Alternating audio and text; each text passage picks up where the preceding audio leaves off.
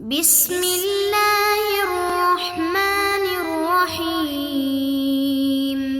اعوذ باللہ من الشیطان الرجیم، بسم اللہ الرحمن الرحیم۔ رب اشرح لی صدری ویسر لی امری واحلل عقدۃ من لسانی یفقہوا قولی۔ معجزات معصومین کے سیگمنٹ میں آپ کو خوش آمدید کہتی ہوں۔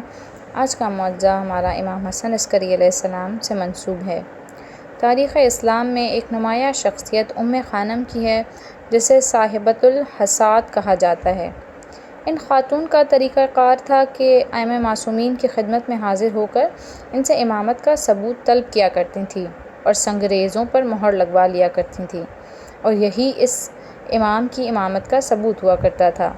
امام حسن عسکری علیہ السلام کے دور میں ان کا انتقال ہو چکا تھا، تو ان کے ایک فرزند مجمع بن السلط بن عقبہ بن سمعان بن خانم بن امام خانم نے امام حسن عسکری کو تلاش کرنا شروع کیا کہ ان سے ثبوت امامت حاصل کریں۔ اتفاق سے امام کی نظر اس شخص پر پڑ گئی تو آپ نے فرمایا کہ لاؤ سنگریزے لاؤ تاکہ میں امامت کی مہر لگا دوں۔ اللہ اکبر! ابھی اس شخص نے کہا نہیں تھا، لیکن امام نے اس کو دیکھ کر کہا کہ لاؤ سنگریزے لاؤ تاکہ میں امامت کی مہر لگا دوں۔